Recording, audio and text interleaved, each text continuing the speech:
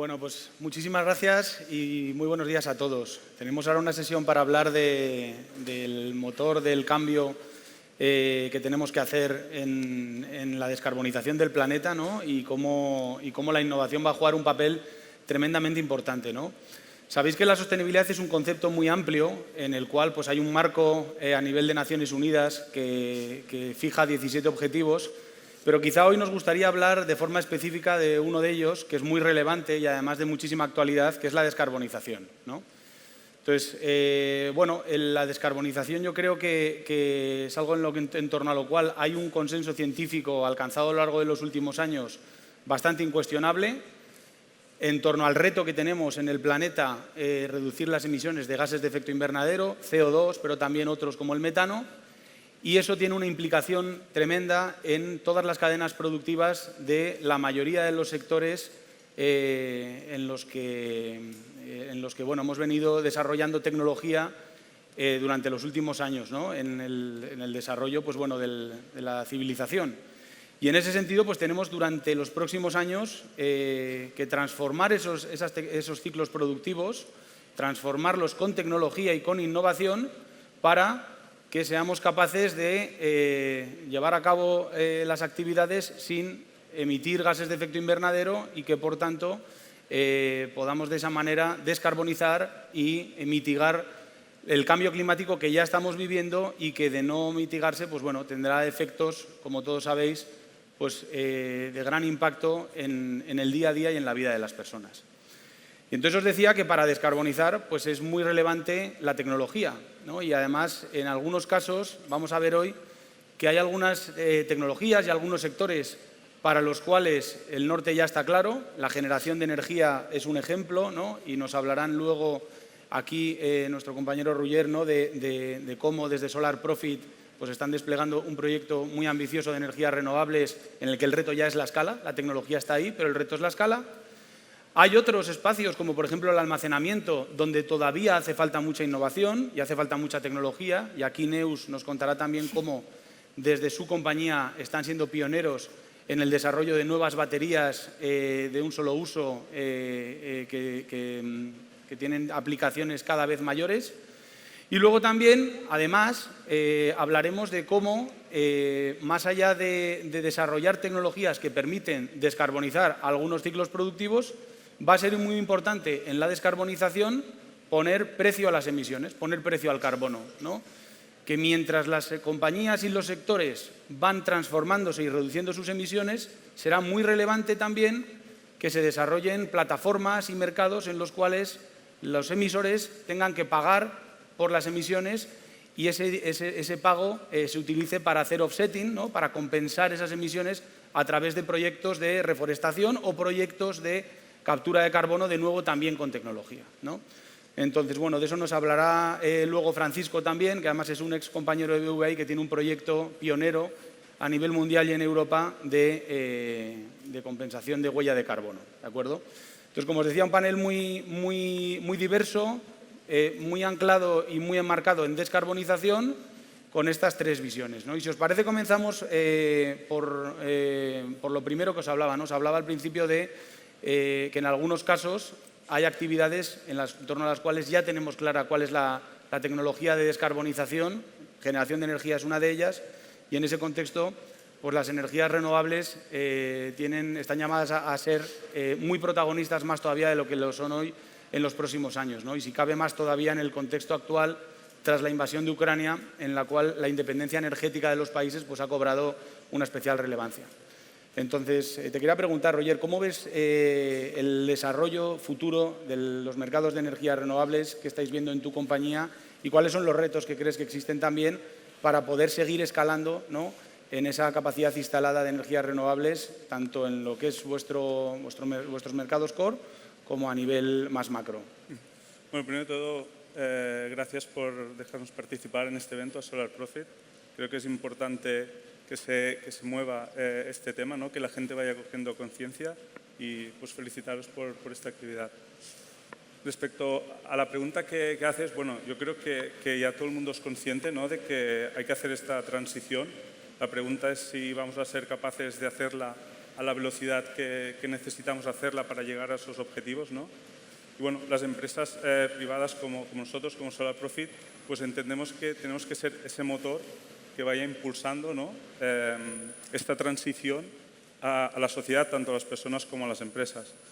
A nivel de tecnologías, yo creo que, como has dicho, está claro que a día de hoy ya existen unas tecnologías que pueden ir transformando este modelo, ¿no? Como puede ser la energía solar, que es donde nosotros estamos centrados, o la energía eólica, por ejemplo.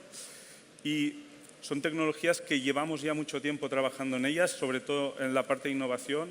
Desde 2008 que empezó, digamos, este inicio, ¿no? con unas primas porque todavía no eran competitivas, hasta el día de hoy, donde encontramos que son tecnologías que pueden competir ya con cualquier otra fuente de energía, pero además tienen la ventaja de que es una energía limpia, ¿no? Y que no pone en riesgo a las personas ni al planeta, ¿no?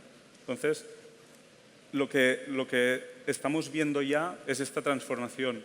A nivel de retos, en lo que hace el modelo, yo creo que queda todavía algunos pasos en este camino que esperemos que con la innovación podamos ir entrando para completar el modelo al que queremos ir, ¿no? Yo creo que vamos a un modelo que pasamos de un modelo de energía gestionable a un modelo de energía que no es gestionable. Las fuentes renovables no podemos decidir cuánta energía queremos tener disponible en cada momento. Entonces, aquí aparece un factor que hasta ahora no era necesario, que es el de la acumulación, ¿no? De la energía para poder disponer de ella cuando nosotros necesitemos. Yo creo que estamos empezando, quizás estamos el equivalente al 2008 en energía solar, pues empezamos a estar en cuanto a almacenamiento. Todavía falta ir implementando, ir añadiendo valor añadido a esta tecnología para que las empresas que somos este motor podamos ir implementándolo en el mercado. Y creo que falta otro vector muy, muy importante que ya se está invirtiendo muchísimo, pero que todavía le queda una parte de desarrollo, que es el hidrógeno, porque nosotros entendemos que será el vector de transformación del resto del modelo, ¿no? Yo creo que las baterías son muy evidentes porque almacenan energía eléctrica y esa es la transformación y es lo que necesitamos, pero el hidrógeno nos va a aportar otras características como el almacenamiento estacionario en diferentes épocas del año, ¿no? Incluso la transformación a otras energías que necesitamos pues, en procesos industriales, ¿no? Muy bien, Roger. Oye, cuéntanos un poco en ese contexto qué estáis haciendo en Solar Profit, qué focos tenéis y qué prioridades en la compañía. Pues bueno, Solar Profit, desde que se fundó, el objetivo era ayudar a personas y a empresas a transformar este modelo energético, ¿no? A través de generar su propia energía. Nosotros pues, nos dedicamos a realizar instalaciones de autoconsumo a nivel residencial y a nivel industrial y este es nuestro granito de arena, ¿no? Cada vez que realizamos una instalación para una persona o para una empresa, en realidad lo que estamos haciendo es crear nueva energía verde, que lo que está haciendo esta nueva energía verde es desplazar o eliminar del sector a energías que son fósiles, ¿no? Y que contaminan. Y este es un poco nuestro objetivo dentro de la compañía. Y ahora tenemos que ir evolucionando para poder ampliar esa aportación que hacemos a nuestros clientes, ¿no? Como por ejemplo integrar el almacenamiento, las baterías en este modelo para poder pasar pues, de aportaciones de un 30, 40 o 50% a aportaciones casi del 100% en cada instalación, ¿no? Así que bueno, nosotros pues en eso estamos. Fenomenal, pues desde luego muy ilusionante. Oye, y Roger, comentabas ahora almacenamiento, ¿no? Y justo, Neus, me gustaría que nos contases el proyecto que tenéis en Fuelium y toda la innovación que estáis haciendo precisamente en torno a nuevas baterías, ¿no? Bueno, en mi caso nos dedicamos a un sector diferente, también es energético pero de pequeño formato. Y a partir de mi investigación, yo llevaba ya unos 10 años trabajando en desarrollo de micropilas de combustible de pequeño formato y microbaterías en tecnologías más convencionales, nos damos cuenta de que las baterías de botón o las baterías AA, las AAA, las que compráis en el supermercado, seguían un modelo lineal. En ese momento todavía no se hablaba mucho de economía circular, por tanto nosotros tampoco sabíamos qué etiqueta ponerle, pero nos damos cuenta que estas baterías se fabrican en China básicamente porque su mercado no es muy barato. Luego se transportan a todo el mundo con la consecuente huella de carbono del transporte. Si estamos transportando energía y estamos emitiendo, ¿no?, huella de carbono a lo largo del camino. Luego las usamos hasta que se agotan y si somos sostenibles las llevamos a un contenedor, si no las tiramos a la basura, lo cual es catastrófico. Y de este contenedor van a una fábrica donde se gasta más energía todavía para desmantelarlas en su formato original, ¿no?, en los componentes primigenios. Todo por unos cuantos milivatios hora, ¿no? Entonces dijimos, esto no tiene sentido. Y es en el contexto en el que estábamos trabajando, que era dispositivos de diagnóstico, que nos damos cuenta que a lo mejor podíamos deconstruir las baterías y que se fabricaran conjuntamente con el producto que querían alimentar. Y eso es especialmente importante, por ejemplo, en el diagnóstico, en el que nos damos cuenta que los dispositivos llevan baterías de botón, cuya energía no se usa al 100%, y que al ensamblaje se ensambla de manera no manual en una fábrica, se transporta, se usa y se tira y se separa otra vez. Entonces, concebimos una batería que se pudiera fabricar con el producto. Y eso es lo que hicimos, una batería de papel, porque si sabéis, ahora que todo el mundo está familiarizado con el test de antígenos, pues lleva papel. Fue aprovechar no solamente que fuera de papel, sino que se pudiera fabricar con el mismo proceso de fabricación que un test de antígenos, que se pudiera también escalar, porque aquí el coste es muy importante, y que se pudiera desechar conjuntamente con el test, de manera que lo podías tirar a la basura sin impacto ecológico. A partir de aquí hemos ido explorando otros mercados, como pues, monitorización ambiental o cosmética, pero digamos que esa fue un poco la idea original. Pues está espectacular, Neus, enhorabuena. Y construyendo un poco sobre esto último que decías, a futuro, ¿qué más casos de usos, ¿no? Ya has mencionado alguno, pero ¿cómo ves evolucionando el producto en otros casos de uso, en otros sectores, en otras industrias? Claro, al final, lo que pasa en el pequeño mundo, el mundo de la sensórica, el mundo del Internet de las cosas, que es al que me dedico, es un poco lo que pasa en vuestro mundo, ¿no?, el mundo macro.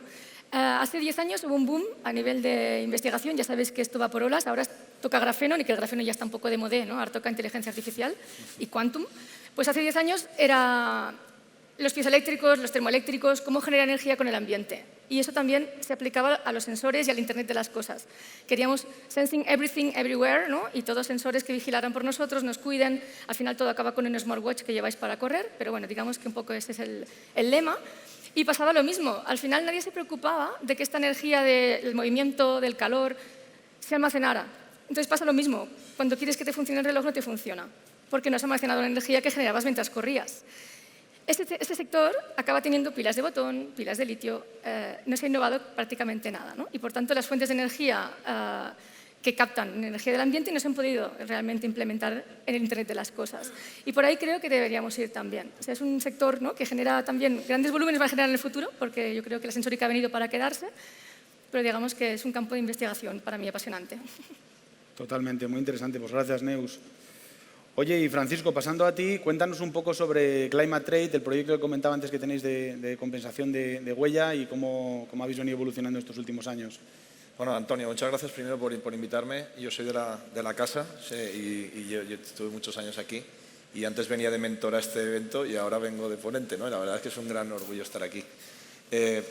Bueno, pues mira, nosotros empezamos en 2017 viendo que venía pues, un tsunami tremendo en el mundo climático, Sustainable Finance, y creamos la primera plataforma blockchain, aplicando tecnología blockchain a los mercados de carbono que eran bastante ineficientes y no tenían lógica ninguna, ¿no? Había doble contabilidad en todas las cancelaciones de créditos que existían. Y junto con mi socio, que venía a estar en Naciones Unidas más de 15 años, pues aplicamos un poco mi parte tecnológica, su parte más de clima y creamos la plataforma. Al final lo que hacemos es poner en contacto a desarrolladores de proyectos en todas partes del mundo, con créditos ya certificados. Somos el mayor catálogo del mundo en cuanto a proyectos, con corporaciones. Trabajamos con más de 500 corporaciones en toda Europa y ahora creciendo en 5 países. Y bueno, en 2018 la ONU nos dio un premio al reconocimiento de la mejor solución del mundo para los mercados climáticos. Al final esto va a generar impacto positivo. Entonces, lo que no va a decir he compensado mi huella de carbono, sabes cómo lo has compensado, si esos créditos están cancelados, si generan un impacto positivo, si el desarrollador recibe el precio justo por su capital. Eso es lo importante, ¿no? Y eso es lo que trabajamos con tecnología blockchain. Y a partir de ahí, pues lo que hace Climate Trade también es poner la tecnología también en manos de las corporaciones, no solo B2B, sino B2B2C, B2B2B, ¿no? Lo que pretendemos también es que todas las compañías puedan ofrecer en sus productos y servicios la compensación. Entonces, hoy lo hacemos con hoteles, con vuelos, con transporte, finanzas en general, ¿no? somos agnósticos en eso, ¿no? Y bueno, pues eso es Climate Trade, ¿no? Y ahí es donde creo que tiene, pues al final lo que tenemos que hacer, y yo creo esto por apoyar proyectos que no tenían funding, ¿no? En su momento, ¿no? Entonces al final los mercados de carbono se crean precisamente para esto. El mercado de carbono no es compenso mi huella, es cómo financio algo que no tiene financiación para generar un impacto positivo, ¿no? Eso es un poco el tema. Háblanos un poco, Francisco, igual para la audiencia que no esté tan familiarizada con los mercados voluntarios de carbono y por qué son importantes a la hora de poner un precio al carbono, ¿no? Para que los emisores en diferentes industrias, sectores, ¿no? Y mencionabas ahora algunos, pues puedan compensar sus emisiones y cumplir, ¿no? Con sus planes de descarbonización y net cero. Esto va de pain and gain siempre, ¿no? Es decir, si tú le pones un precio al carbono determinado, es un pain para las compañías, por ende, esos objetivos que tenemos por el Acuerdo de París, ¿no? Y recientemente por la ratificación en Glasgow, de llegar a cierto tu objetivo que tú te marcas, pues dependiendo de cuál sea tu huella, te marcarás un objetivo más cercano o más tardío, ¿no? Por ejemplo, China, pues 2060, India 2070, ¿no? Que no lo vemos lógico. Entonces, a nivel compañía es lo mismo. Tú te marcas una estrategia y dices, oye, pues quiero ser cero emisiones, quiero ser net zero y llegar a net zero en 2035, ¿no? A partir de ahí, dependiendo del pain que te suponga, lo vas a hacer más o menos rápido, ¿no? Entonces, al final, el tema del carbon pricing, en Francia, que va mucho más avanzado que nosotros, y probablemente a nivel mundial, ¿no? Francia fue de los pioneros. En 2017 estuve hablando en la ONU yo, en Bonn, y ya llevaban provisión. Estuve en un panel con una persona de carbon pricing de Estados Unidos y justo con una empresa de las más grandes químicas de Francia. Llevaban ya 3 años provisionando 2 veces el precio del carbono de los 5 próximos años, provisionándolo. Y a la par compensaban su huella de carbono. O sea, es decir, al final hay que tener en cuenta que la evolución de los precios de carbono, pues si hoy estamos hablando en el mercado voluntario de una media de entre 10 y 15 dólares la tonelada, esto va a llegar hasta a 500, 600 dólares la tonelada antes de 2050, ¿no? Entonces, esa evolución es la que tenemos que plasmar y, sobre todo, marcar nuestras estrategias para adaptarnos a eso, sobre todo con estrategias de reducción internas, insetting, y luego, obviamente, pues también offsetting, porque será necesario hacerlo, ¿no? Te iba a preguntar por el forecast que tenías de evolución del precio, pero ya me lo has dicho, ¿no? Y quizá háblanos un poco del tipo de proyectos que tenéis en la plataforma, ¿no? De todo tipo, ¿no? Desde reforestación a conservación de bosques, a biomasa, landfills, que a mí me gusta mucho también. En Brasil hay un gran problema con el tema de los basureros, ¿no? Biomasa, biogás, pero sobre todo a mí lo que me gusta es proyectos que generen un impacto de verdad, ¿no? Un impacto positivo. Al final es como, oye, ¿qué tienen que utilizar las aerolíneas? SAF, ¿no? Y luego que los aviones sean de hidrógeno, pero todavía hasta 2035 no tendremos, ¿no? Pues oye, ¿por qué no generar proyectos que generen ese SAF para las aerolíneas y que las propias aerolíneas compensen su huella con esos proyectos, ¿no? Esa economía circular, ¿no? Y eso es lo que trabajamos desde Climate Trade. Hemos generado el primer registro de créditos de carbono europeo con la Bolsa de España. Estamos creando nuevas metodologías de créditos de carbono. Hemos creado el primer Digital MRV para generar créditos en real time, todo este tipo de cosas, ¿no? Y ahí es donde estamos avanzando en innovación, ¿no? Fantástico. Oye, pues creo que tenías un vídeo, ¿no? Teníamos un vídeo sí, creo que sí.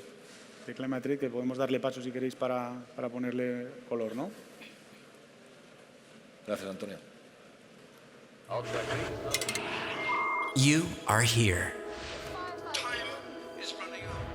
On the brink of a new era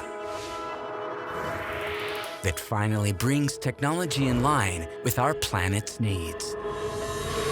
Meet Climate Trade. Climate Trade is the first climate marketplace that enables companies to take direct action in the fight against global warming like never before.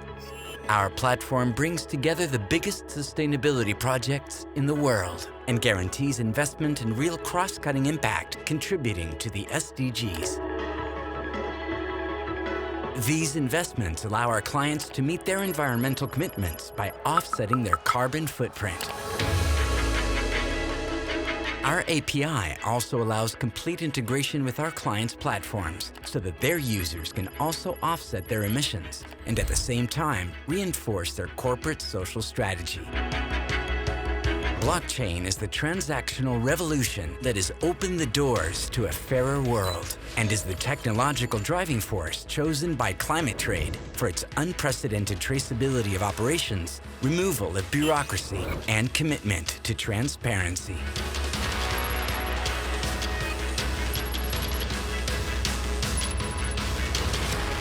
You are here, on the brink of a new era that finally brings technology in line with our planet's needs.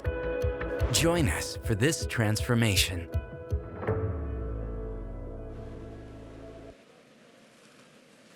Pues muchas gracias por el vídeo también, Francisco. Oye, yo creo que recapitulando, como os decía, hemos hablado del motor que son las tecnologías, las startups, la innovación, ¿no?, para impulsar los objetivos de descarbonización que tenemos en el año 2050, que son muy ambiciosos y que tienen, además, pues hoy, como os decía, mucho consenso y mucho apoyo a nivel mundial.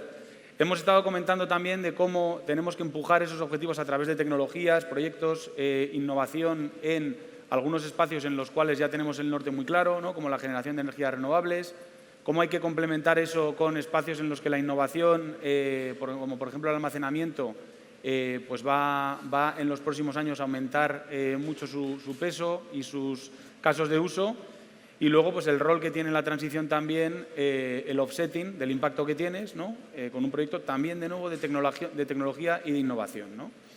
Entonces, os quería preguntar un poco a los tres, más allá de vuestros respectivos roles y vuestros respectivos proyectos, cuáles son los retos que veis en la descarbonización, en los objetivos de clima que tenemos, y cuál es el rol que pensáis que tiene que jugar el ecosistema de innovación, las compañías que están enfocándose en esto y la tecnología para conseguirlos. Entonces, bueno, os lanzo la pregunta a los tres y, bueno, pues si quieres te la paso a ti primero, Roger. Bueno, desde mi punto de vista, creo que hace falta conseguir que sea fácil, ¿no? Yo creo que a la velocidad a la que tenemos que ir para conseguir esos objetivos que nos hemos marcado, ¿no?, en 2050, creo que hay que conseguir que el proceso sea fácil. Si no, va a ir desarrollándose, pero se va a desarrollar a una velocidad mucho más lenta de la que necesitamos, ¿no? Yo creo que hay un reloj que está marcando ya la cuenta atrás y si no somos capaces de ir más rápido que este reloj, pues vamos a ir notando esas consecuencias, ¿no? Para mí esta es la cuestión y creo que aquí hay una parte muy importante en la innovación que es ese pequeño valor añadido que se va aportando a las tecnologías con cada innovación que se hace, aunque no sea disruptiva, pero sí que es una innovación continua que va aportando valor al modelo y cada vez va haciendo que sea más fácil y más viable entrarlo.